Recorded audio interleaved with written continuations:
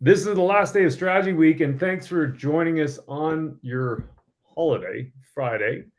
We've had a lot of great stuff here. I want to say thanks to Pattison for being a partner and a presenting partner for Strategy Week. There's been tons of great stuff this week, and so excited that we've had so many great webinars, great speakers, lots of engagement, lots of great conversations. So thanks, everyone. Today, we'll get into more details about today, but I do wanted to say thank you also to all of our other partners that really, truly have made this possible. There's so many people that have, like, I just can't thank everybody, but all the logos you see here, and there's more than that, just people behind all this, and really appreciate everybody that's been supporting the Calgary Marketing Association to make this vision that we have a reality. So to make Calgary known as a world-class marketing community, I think means that we need events like this and smart people you're about to hear from, talking about what, important topics like reach, frequency, and media, but also AI. And we had a conversation yesterday with Claire about resiliency and building resiliency within your own personal day-to-day. There's been so many great things, and we want to try and showcase as many people here that we're doing great work as we want to bring in great ideas. So this has been exciting for me this week, and I hope you've enjoyed it. One bit of administrative thing that we've seen, which is actually a really good thing, I would say, in that we're getting a lot of people sending us emails about not being able to register. That's not the good thing. The good thing is that we're uncovering that some people just haven't created a new profile or have updated their profile. So this is one of those places. Our glue up system is the place of a system of record for anybody that's running anything on your own. So whether you're an individual member or primary member, a secondary member, primary members have control over who gets added to a corporate account or a nonprofit account. Individual members can make all the changes they want to their own profile. So I'd recommend you log in if you haven't already and update your profiles. We are running a survey, and I will announce we had the first winner we put out last week. And then we've got another winner we'll be announcing today. And so we are still looking for people to fill in the survey.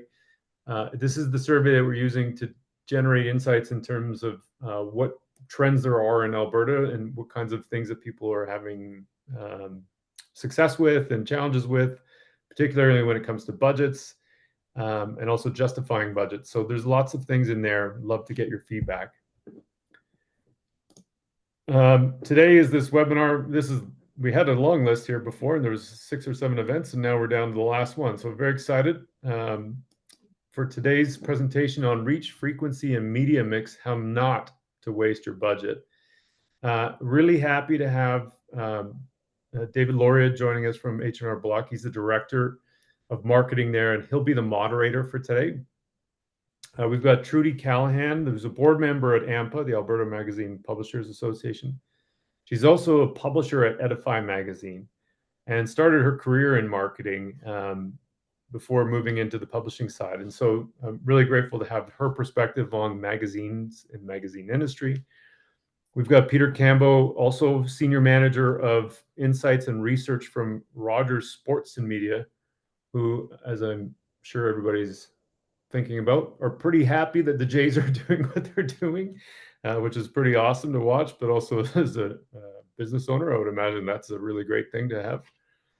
And then we had a last minute adjustment. Unfortunately, Laura wasn't able, had to, for some really good personal reasons, had to excuse herself from this. So luckily for us, we've got Vasilis Duros, who's the head of digital and media at TELUS Kudo, who's also my buddy, and he does the podcast with me, the Sleeping Barber podcast. Really excited to have V step in and give his perspective on this conversation. So welcome to all of you. Thank you so much. I'll let you guys jump into the conversation. Derek and I will step out, and then we will come back about 45 minutes or so. For anybody who has questions, please put questions into the chat. Derek and I will address them, and then towards the end, we'll open up the conversation for more Q&A with the panel. So thanks, guys, and enjoy the chat.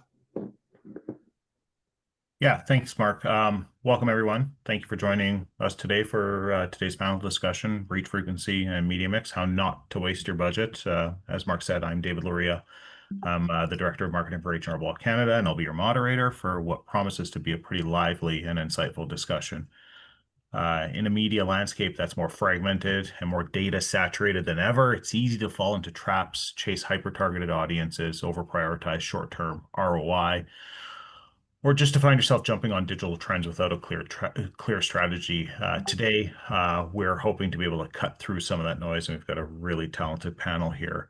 I could talk forever. I'm not going to. I'm going to ask the first question off the hop here because we don't have a lot of time. And I just want to start by asking the panel, why are reach and frequency still the cornerstone of effective media planning, even in today's fragmented landscape? And I'll open up the floor. I don't know if Peter, if you want to take the first shot Sure, at sure. that. Yeah, yeah. I'll go first with that one. I mean, it's still the cornerstone, as you say, because it's how we do any kind of media planning, and especially in a world today where it is so fragmented. If we can all think about it from even our own experience, how many messages we're bombarded with each day. I think I saw a research study that showed anywhere from 5 to 8,000 messages a day, and that's just advertising. So when you think about that, you think of how important frequency is to cut through the clutter, and it's changed. It's I get this question a lot from clients who are working with us at Rogers Sports and Media, trying to understand, what's the optimal frequency, and you're always like, well, and you're going to hear this a lot from us. It depends, and it does depend. It depends on the medium. It depends on the environment, how engaged an audience is. The Even back in my agency days in V, I don't know if your team still uses this at TELUS. Like the last time anyone did any kind of real study on frequency was back in the 1930s, and we can all agree that that was a completely different ad environment that we're in now. And back then, that number was generalized at about a frequency of 7. And I go back to my media days, even starting off in the late 1990s, early 2000s, and we planned on frequencies of 7 for whatever reason, because that's what we were taught in school. These days, I think it's changed. It depends a lot on the the environment you're in, and if you think about uh, mediums or placements where your audience is highly engaged, think of podcasts or connected television where you're streaming and you're not flipping between channels or anything. You probably need less frequency because that audience is engaged, so you don't need as many ads. Whereas digital environments where they are more cluttered. Think of any kind of digital environment, social, mobile web, all that kind of stuff. You're going to need more. And I think like from the readings I've read out there, you're probably at these days, 10 plus frequency, but again, it does depend, and it depends on the medium you're working off after. And then back to reach. Reach is always, without reach, no one's gonna see your stuff. No one's gonna be familiar with you. You need reach to increase not only the number of people you get in front of your brand gets in front of, but to build that brand. So reach will always continue to be a strong proponent of how we move forward when it comes to marketing and marketing planning. Yeah, the one thing I would offer just on that note is when we're thinking about reach and frequency, they're obviously like correlated, right? At the end of the day, though, we've seen studies like the Ehrenberg and Bass Institute has proven that brands grow by increasing penetration. So getting more people to buy you, but not increasing things like loyalty and focusing on those light buyers. So when we think about like at any given moment, if we subscribe to the 595 rule, if there's like in-market activities basically defined by the 5 to 10% over any given time. But what happens, what does that look like over 12 to 24 months? Where technically then you have a lot more people coming into your ecosystem. This is where reach, for example, becomes a lot more important.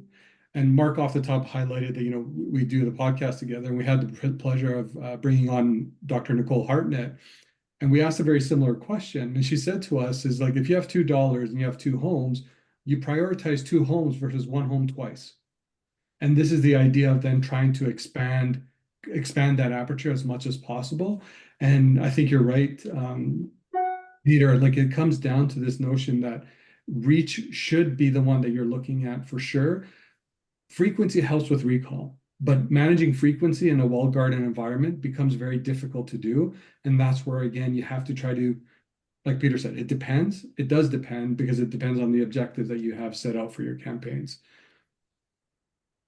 There's a great study out of ThinkBox in the UK, and they actually did a saturation study regarding, frequency. And TV, you can invest more and more in TV and still get a great return on investment. And interestingly enough, and yes, I'm from print, but print was next on that. Whereas online video, all of these, they're way low. So there is a saturation point at some point. I also think that trust in the media itself has never before been so important. Pre-COVID, I don't think trust really mattered as much, and now it really does. So you have to consider that as well when you're looking at frequency and reach, because trust matters, the environment in which it's in.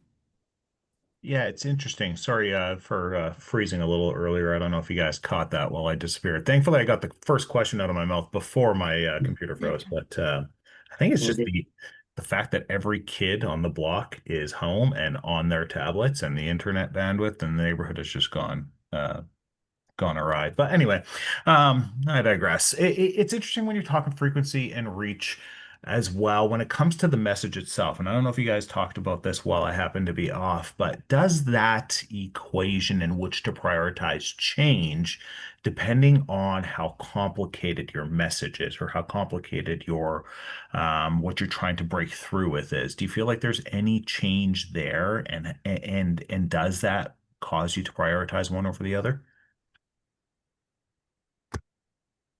I would actually say keep your message simple. Yeah. Don't make it complicated. It's fair.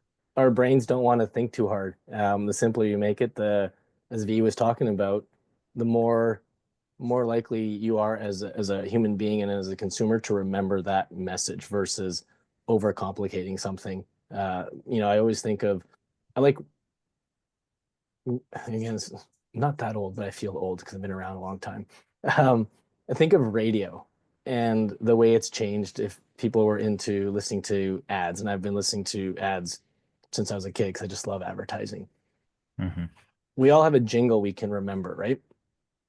Anybody, I'll think of Sleep Country, and Sleep Country's changed. Yep. They don't use that jingle anymore, but everyone remembers it. Sleep Country Canada. Why buy a mattress anywhere else, right? And so simple, to the point, you remember it, and that's all there is to it. Whereas if you come in and it's still Sleep Country, and now that messaging is best mattresses, comfortable sleep, we have the best, all this, and this, you've added way too much information into that same 30-second ad versus the original.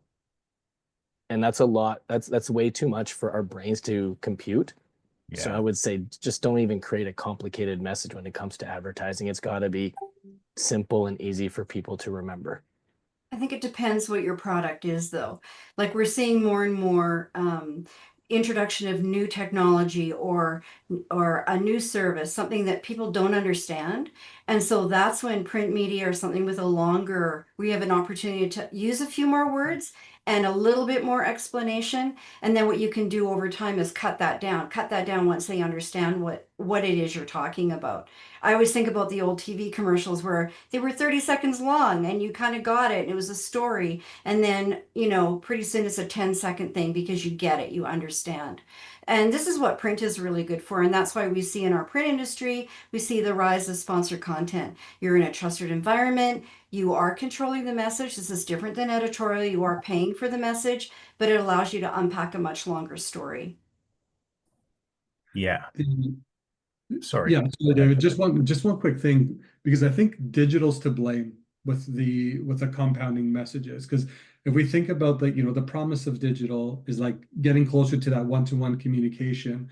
And what ended up happening is we went away from like, what is those big messages that we want? Because what happened was, I'm going to pick on a retailer. So like Sportcheck is going to say, you know, up to 60% off this Black Friday and Cyber Monday, right?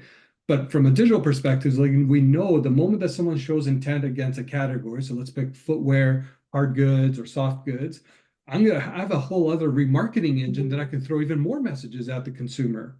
So I think what happened is like as digital evolved, we as marketers got even more greedy. The business saw a larger opportunity, and now we're stuck between this place of we as marketers saying like, hey, let's go back to simplifying the message and managing reach and frequency, so then we can at least keep that mental availability in the consumer. Where the business now has been trained, but I know I can get a footwear message out specifically to those that have shown intent. I know I can get a soft goods message out because I've seen that.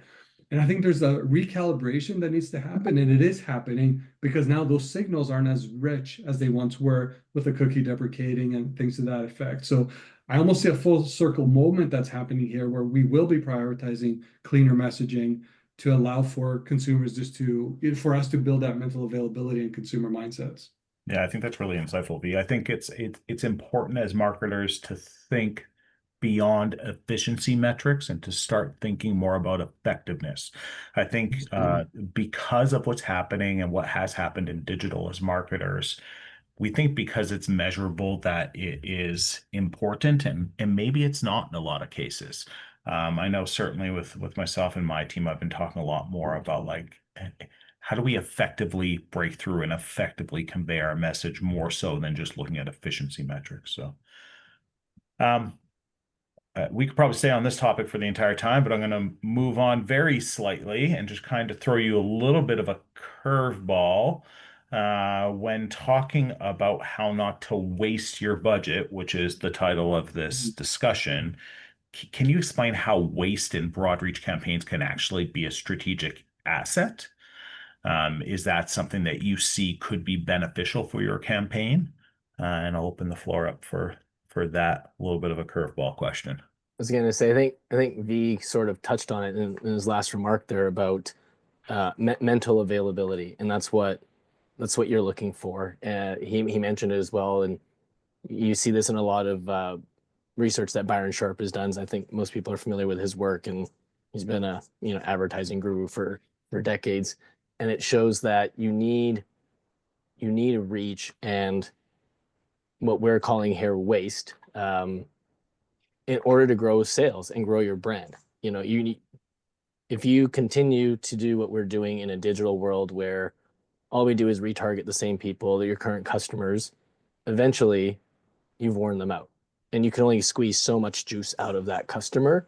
You need to go outside of that to get an audience. And this is where we'll talk right now, as Mark brought it up. Blue Jays, they're hot right now. Everyone's engaging with them. The audiences are high. And yeah, it might not be a natural fit for every client or every brand, but knowing that there is this huge buzz and all these eyeballs on them right now, yeah, you're probably in that. You can go in that program, and there's going to be enough people that match who you need, but there's going to be a lot of waste. But at the same time, because they're highly engaged, you're essentially priming them down the road, possibly when they might need your services, your product, because you got them in an environment where they were just highly attentive and it just was mass reach. And so that's again where I think waste can be a good thing. And for everyone who thinks when you buy digital and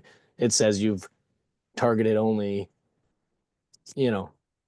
moms who chew bubble gum, I'm sorry, you're not. Like there is waste in digital too. As much as we say that we're able to drill down to this targeted audience within a digital environment, a lot of it's based on probability. Old cookies, as V kind of mentioned, it's not necessarily always updated data. First party data is great to have, and it does help, but again, even that isn't necessarily always accurate. Think of social media channels, even Google emails and stuff, and who doesn't have an email that you probably created when you were in high school? It's an old Hotmail one. You've never updated it, but guess what? They're going to say, Microsoft's like, hey, we got some first party data here, and it's this person you're reaching, when it's very much outdated data, right? So Yeah. I think there's some misconception there when people think, oh, I'm going to go full on digital because so targeted, but that's not always the case. No, that's a good point. There's a metric called excess share of voice, and I'm sure room here full of marketers are quite aware of it as well. But Banana Field IPA research shows that you need about, I think it was like 10 points of share of voice advantage over your share of market to grow. The reality is that 10 points is often what people see as waste, because it's the overinvestment that you need to make. So through incrementality testing, which, to be completely honest, that's the only way you can really measure true effectiveness.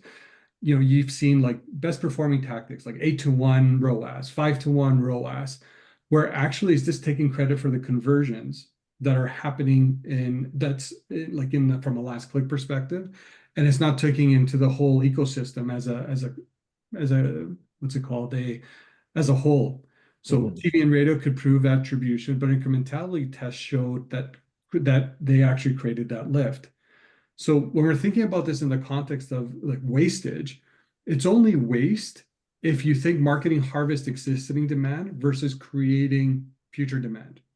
And this is where the conversation needs to shift. Is like marketing should be working on the harvesting demand versus just nurturing what's currently in market. So that, in my opinion, is where we need to kind of shift that conversation and avoid things like wastage as kind of like creeping in. It's waste if you're just nurturing the intent in market. It's really so dependent on who your audience is and what your product is. Like these things are essential to understand before you can figure some of this stuff out.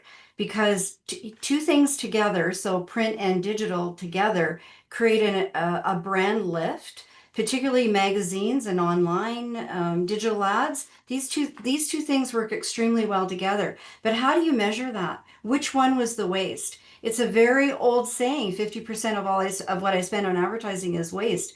The problem is which half. So these things are all connected and all lift one another up. I remember this was just a few years ago. I was doing some marketing for a neighborhood developer, and I understand this is one story, but it just brought it home to me so clearly. He just wanted to make sure that his advertising was working, and so we did a survey in the show home about how people got there, and they all said they got there by the signage. That is simply not true, because the signs were near the show home. It's just the last thing that they saw. So that's an anecdote. I get it, but we have to understand that we're dealing with human behavior here. And just because you can measure something, it does not mean that it's showing you the effect of it. And it's last touch attribution versus multi-touch attribution, right? Like I also teach a class at the University of Calgary. When I'm speaking with marketing students, I will often ask them like, how many ingredients go into a chocolate cake? Inevitably, they'll say 15 or 20 or whatever. And I'll ask them which one of those ingredients makes the cake delicious. And the real answer to that is they work in concert together to make that cake delicious. And the point that I try to drive home is there are multiple parts of the marketing mix that make a campaign successful. I mean, you could make the argument that it's the chocolate that makes the chocolate cake delicious, but without the flour, the egg, whatever else goes in a chocolate cake. I should probably think of a better analogy because I'm not a baker, but inevitably, it's all those things that work together. And it's the same thing in marketing. Chocolate, if that's the last touch, is that the only thing? Absolutely not. You need all things working together. Think about this marketing cake that we're building or making. It's digital marketing and traditional marketing that work together to create a successful campaign. And I find in my own career that it seems to be a lot more credence being given to digital because of how easy it is to measure. But again, effectiveness and efficiencies are very different things. You can't forego effectiveness because of the ability to measure efficiency. I'm going to move on to my next question. And when we're thinking about proven media strategies It's actually probably a pretty good segue. What does the most recent research that you're seeing as marketers say about optimal media allocations across traditional and digital channels? Seeing anything out there that is making you think differently about how you are promoting over both traditional and digital channels? Yeah, I think the best one I've seen is I'm gonna reference Les Bennett and Peter Field again. They're honestly, like the UK. We were chatting about this the other day. Is they do such great work when it comes to marketing research and understanding marketing effectiveness and branding stuff. I don't know what it is. I think that area just loves research and analyzing stuff like this. So again, this was another study out of from them, and it was their IPA data bank company where they were tracking campaigns for almost 2 decades, so from 1998 into 2016, and they looked at what is the optimal kind of spend between required again for branding versus activation. And we'll get into this, but I think a lot of us here will associate when it comes to traditional media, we see it as brand building, and digital channels as immediacy and direct activation. And what their data showed, and this is very general, obviously it will change depending on the category, who your target is, if it's consumer, if it's B2B, if it's a low intent product versus something you really have to think about. But essentially it was 60-40. 60% of your marketing budget should go into brand building tactics and 40% into activation sort of tactics. And that was their findings within that report. They do get into how it changes depending on your category that you're in. Financial services was a little different than what they call in the UK durable goods. So we would call it like household products. So very different ratio there. It's a great study. I think it's available out there on the internet, so you can grab it, but it's a great source. And I would tell people to, read it and use that as some guidance for sure. We recently met with the EVP at Vanu Media and was talking about the media mix. And what's interesting as he spoke to it, and I completely subscribe to the 60-40 split, I think it makes a lot of sense, is also like rethinking the role of the channels in an attention-based economy that we currently live in.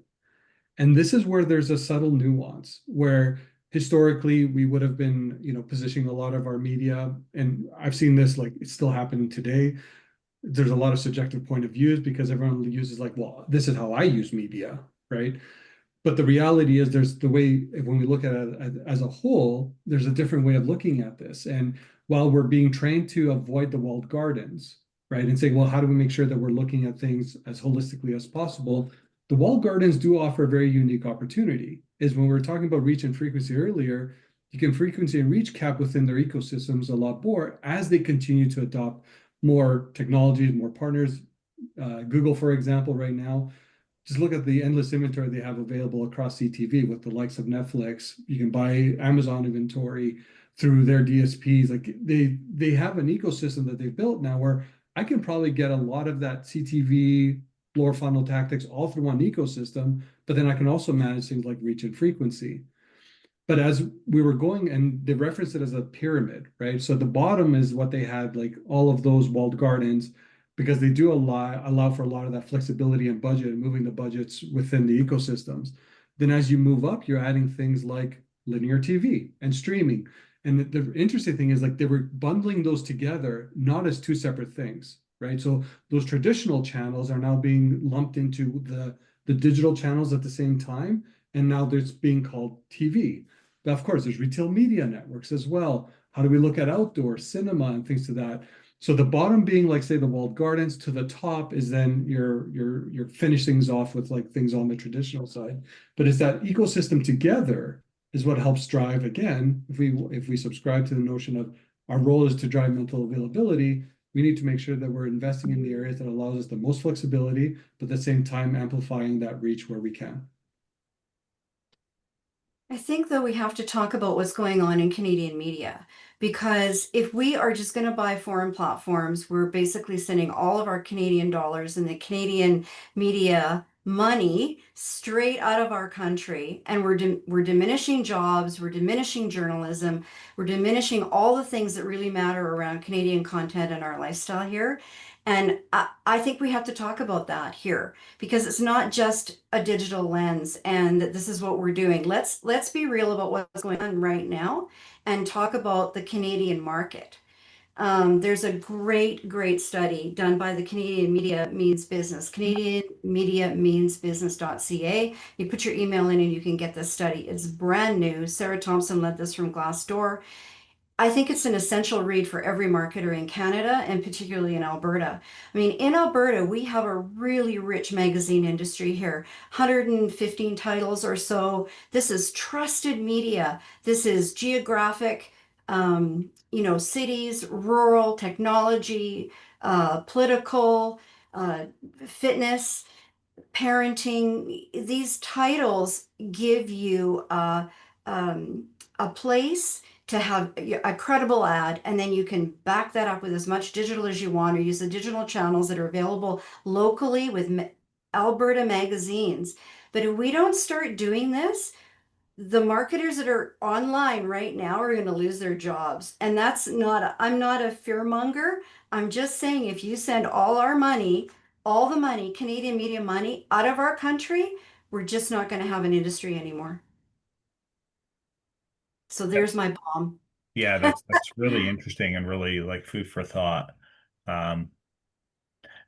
Yeah, I think it's maybe a switch in the brain for a lot of marketers as well to think more about intentionality.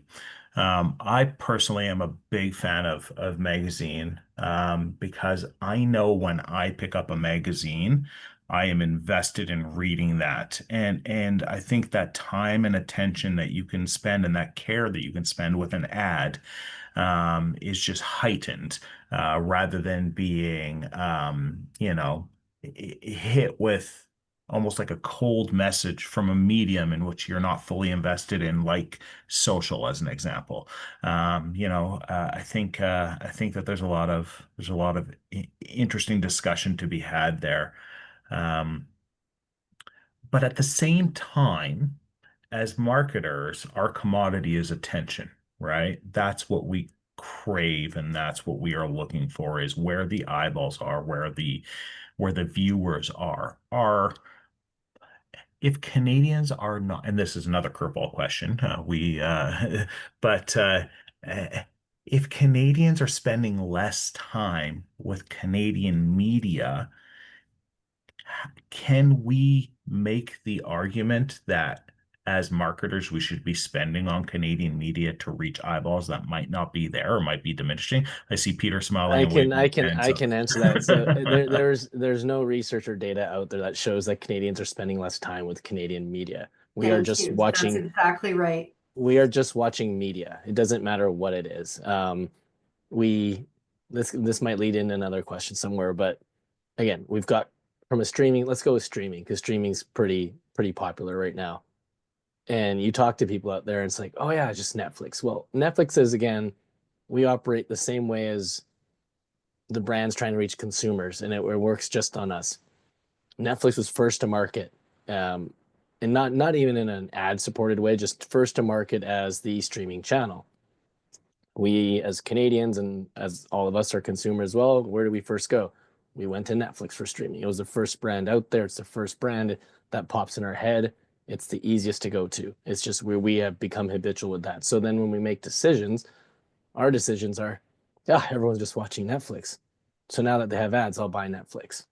Contrary to the belief, people watch streaming on Crave, which is Canadian owned by Bell. People watch streaming on, right now, Sportsnet because of the Jays. So again, Canadian owned. People watch streaming on Stack TV and other platforms. And, one of the best platforms, I don't spend enough time on it, but is, again, CBC Gem. It is free, and it has great content on there. And if you actually do the math, and I've done this because we've had questions before, and if you add it up, the time spent or even the reach of all the Canadian streaming platforms. So you bought a bunch as an advertiser on Crave, CBC, Stack, Rogers, the four big players within Canada. You're going to reach the same number of people and the same Canadians as if you were buying digital ads only through Facebook or Google. So the same audience is available. We as an audience and consumers of media, we're not picking and choosing platforms based on, who owns them or where they are. We change it based on our behavior, just what we need at that moment. And that's it, right? And if the content I want might be on Netflix, well, I'm going to go Netflix. But if that content is on Crave, I'm going to Crave. But we're not saying I'm only a Netflix user, right? That doesn't exist. So, the usage of Canadian platforms when it comes to media is just as strong as it always has been. Yeah, it's great. Thanks for that, Peter. Yeah. I have to play a devil's advocate and ask the question, right? That's my Yeah, job. yeah, totally. So, so thinking about media strategies, how should media mix strategies shift based on campaign objectives? Do you shift your strategy if you're thinking about brand building versus performance, for example? Like, how are they shifting? I can kick this off. So I think when you think about brand building drives about 60 to 70% of long-term sales growth, but operates on a 6 to 12 month timeline. Activation, drives 30 to 40%, which shows results in weeks. They require different channels and different measurements, right? And I think one of our Achilles heels still is how do we measure, right? And at the one side, you have an organization that's looking and probably reporting daily, weekly. So you're looking to channels that can kind of do that. But just kind of reiterate my point. So brand building creates that mental availability, customer think of you, right? Activation creates that physical availability. So those things need to be going hand in hand. Customers can buy easily, it makes it easier to convert. So in the highly consideration categories like telco, for example, consideration campaigns will constantly lean into more of those traditional channels because we are looking to build that long-term effect, if you will, because we know we can only by just targeting the 5%, we're not going to get the future growth that when people are coming up for renewals or there's new offers that they're entertaining, you want to be leaning on the other side of it. So that's where traditional, I'm going to use traditional very loosely here, but I would argue traditional would still include things like CTV. So where people are consuming like TV, out of home, of course, is still on that side. But of course, we all know that there is demand in market at any given point. And there are tactics that we can deploy to help bring that consumer closer, quicker. And that's where the traditional, what we dare call performance marketing, still has value and still has an effect. Of course, even that's changing. Behaviors are changing. People are moving away from traditional search to more agentic search using LLMs and reducing that friction to the answer that they're looking for. Of course, it's not being adopted at scale yet, where Google is still dominating in that space, but we know that these behaviors are going to subtly change. And let's not forget, we have a whole other generation that's coming through right now. There's already prioritizing more analog than they have digital, right? So this will likely shift in the media strategies, but of course, brand building, of course, are going to have a different set of strategies and outcomes that are desired versus things like on a performance media perspective or a performance perspective where the business needs returns today. And how do you get there? I mean, of course, like these ecosystems continue to evolve their products, everything from lead gen forms to, how do you make sure that you're getting the right signal?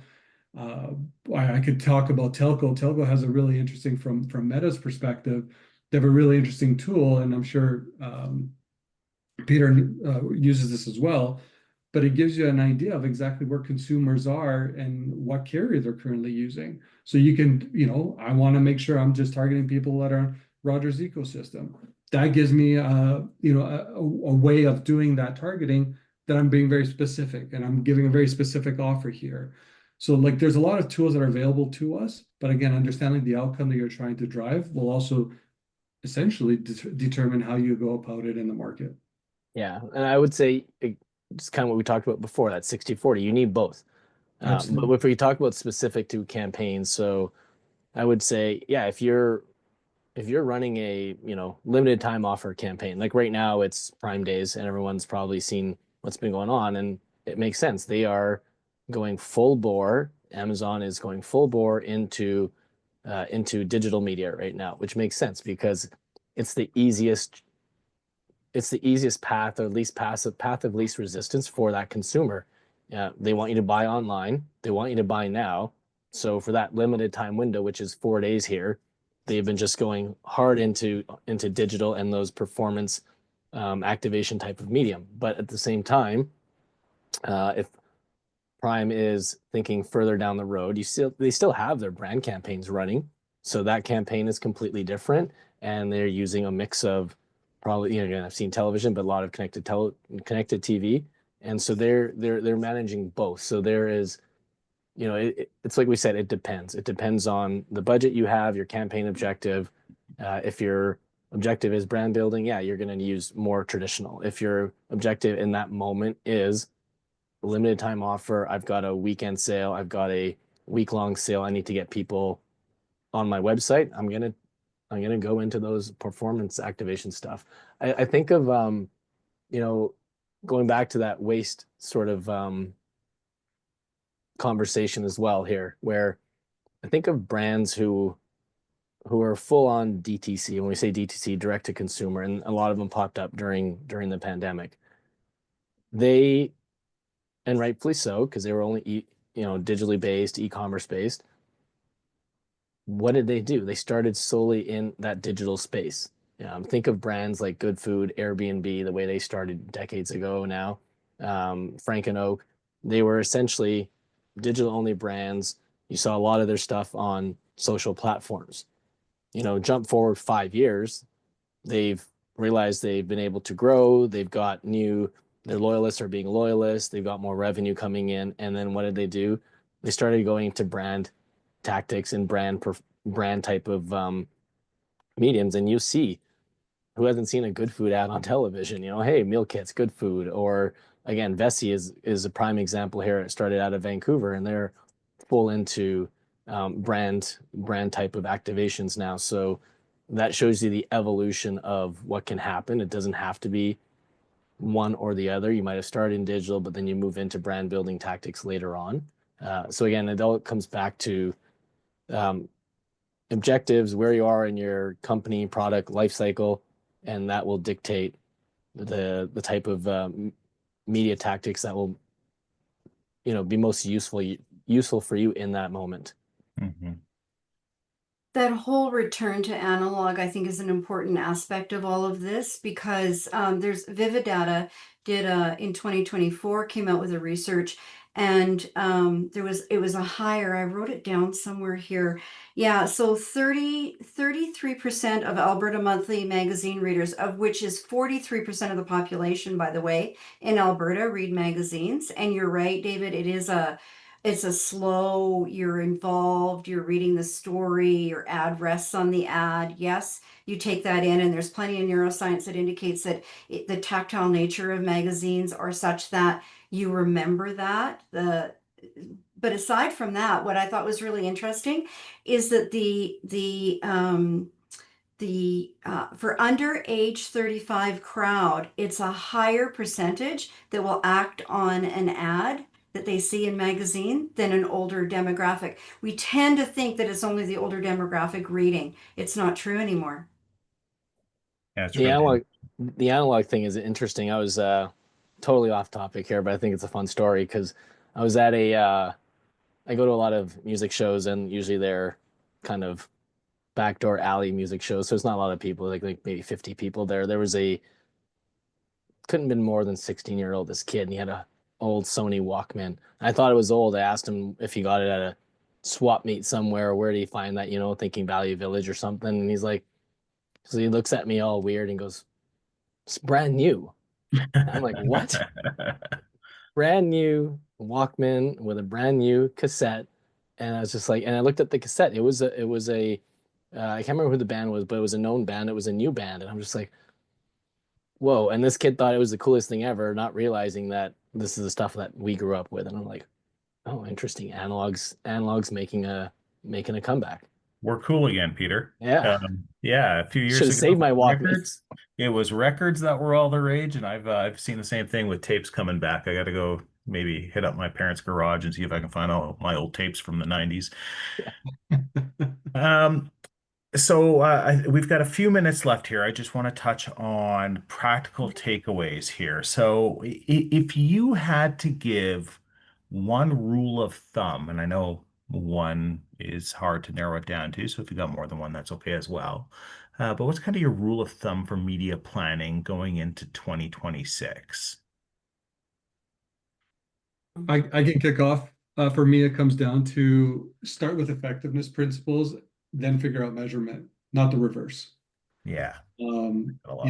For me, it's like, what reach do I need to build mental availability with across my category buyer set?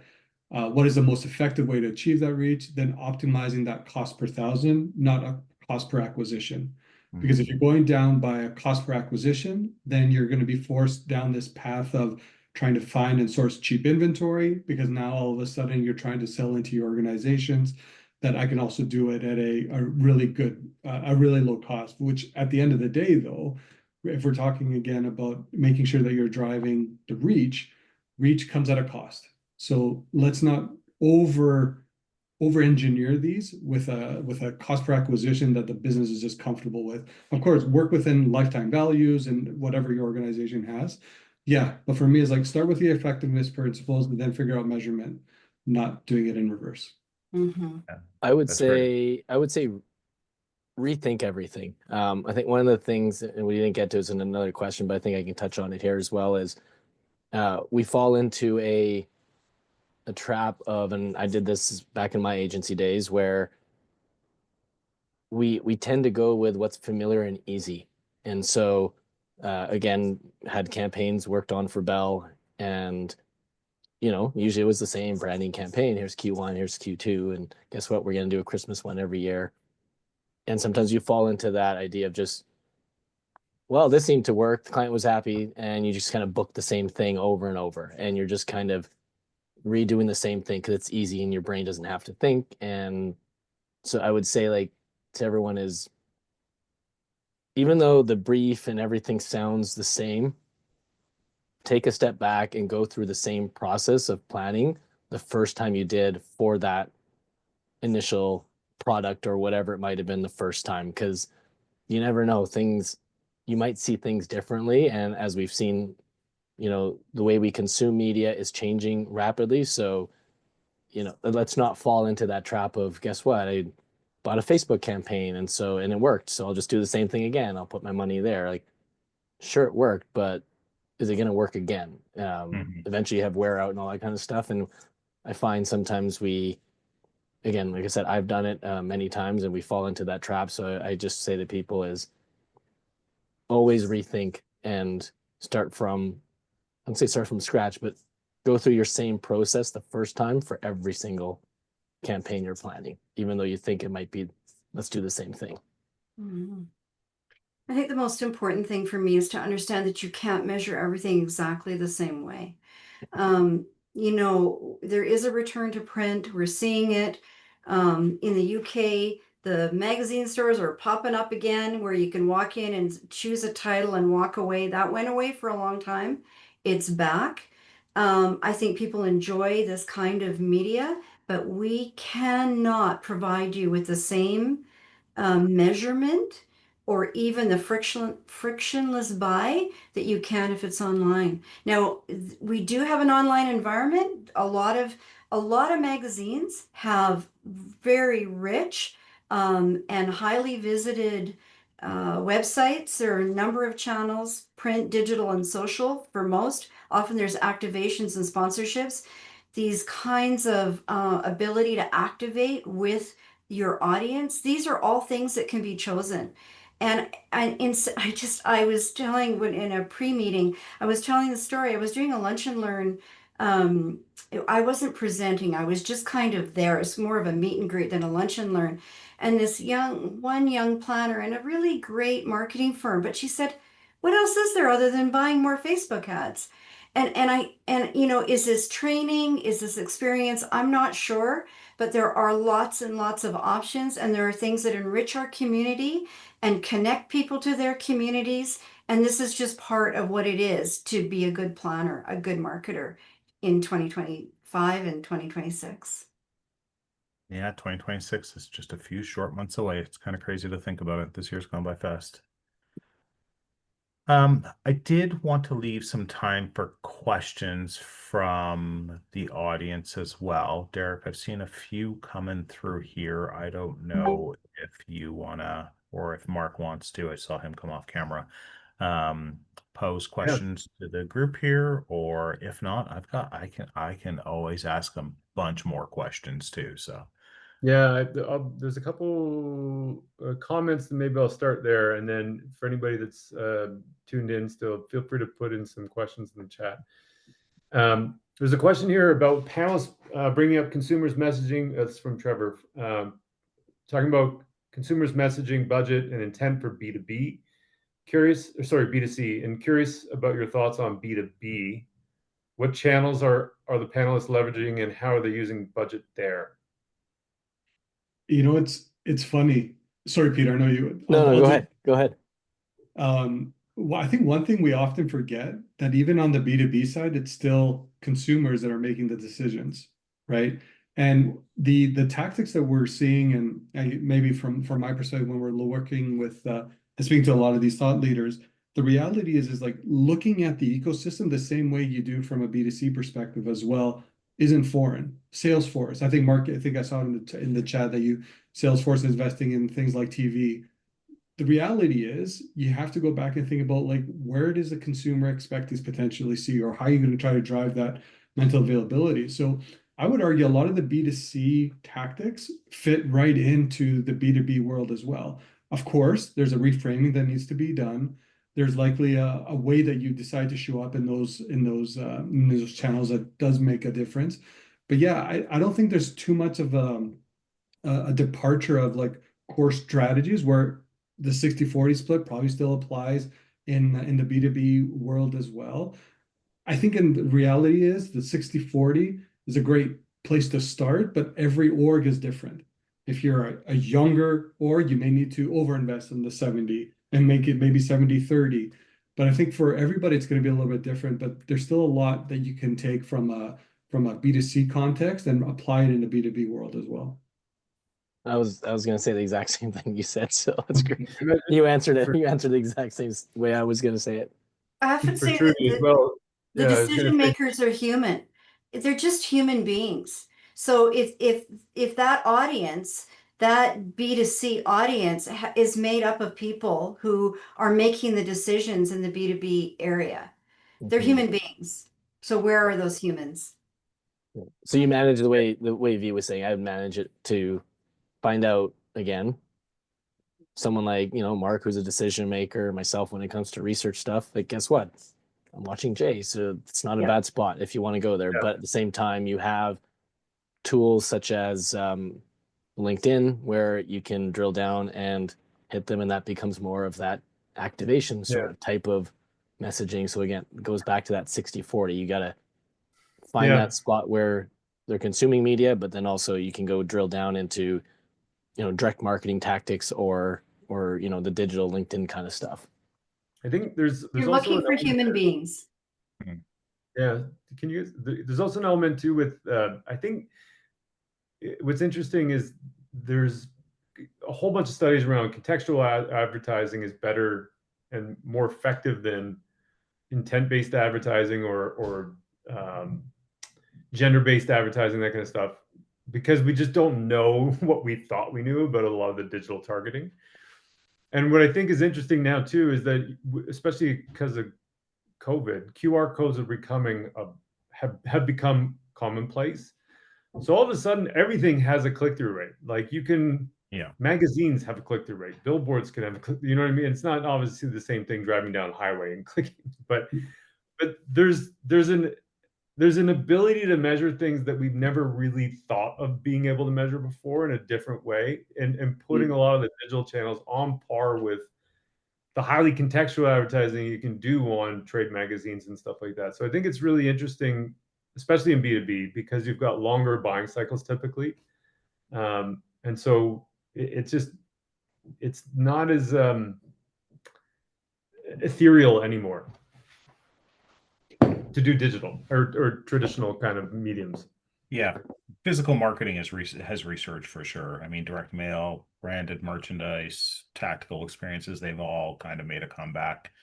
I think it's really important to combine physical touch points with digital elements these days. I don't know if it has to do with everything is cool until you have to do it. And I think that everybody really liked digital until we got locked down. I think that there's a craving in the marketplace for that physical presence, that physical engagement. It's almost like people are rebelling a little bit against digital. Maybe that's too strong of a term, but definitely there has been a resurgence in physical marketing. There's a question also from Trevor around, are any other trends beyond AI, GEO that you guys are thinking about or expecting to see in different channels or your channels in 2026? I think it's only a matter of time before the AI teams figure out how to bake advertising into your AI searches. It will happen because Google search is going to start to lose some of their power there. Don't know how, in what form. And then it brings up the ethical question of AI and how much you trust it now, because there will be responses influenced by us as marketers and advertisers coming out. So there's that. I think that will happen. From what the data, again, we're seeing and stuff is, we're seeing, again, usage of connected TV continue to still grow, but the number of platforms people have has sort of plateaued. It's become stagnant because it's getting more and more expensive.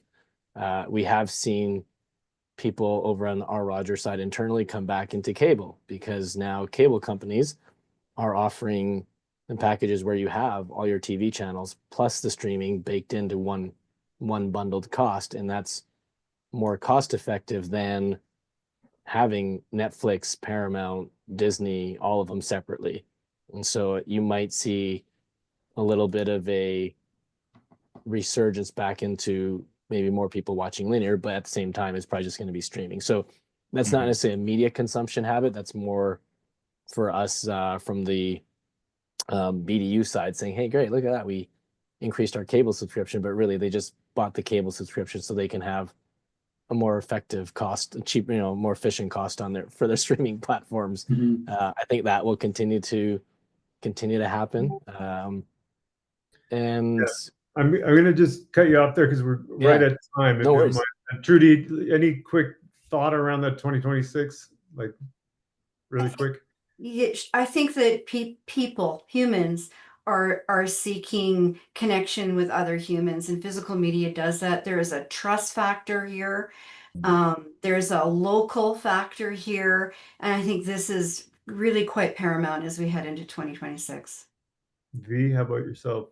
I'll just be really quick. Remember, all impressions are not created equally. So just be careful out there. So avoid I don't know if it's so much of a trend, but avoid those expanded networks on the digital side, and make sure you're meeting where the consumer can genuinely likely engage. So David, how about you? Yeah, I mean, I agree with the rest of the panel. I think that there is a fundamental shift in the market towards more physical media, more physical touch. I think it's going to be paramount moving forward, but that's what makes marketing fun and cool. It's always changing. That's the one thing I think all of us probably have in common that we love about marketing is the market's always changing. So marketing is always going to be changing, and that's what makes it fun. Yeah. Thanks, everyone. This has been super interesting. Really fascinating conversation. I love this discussion. I think it was really great. Just a couple quick closing points as well. So we do have the survey. Please take a chance to fill it in. Strategy Week, this is a wrap. But next we've got coming up is the Trends event on November 19th. So that's going to be an in-person event. Really excited to have Stone Olson and Kantar Canada there presenting on trends that are happening both locally and then nationally in Canada. and looking forward to seeing a lot of you there. Thanks, everybody. Awesome. Thank Have a you. great day. Thanks, everyone.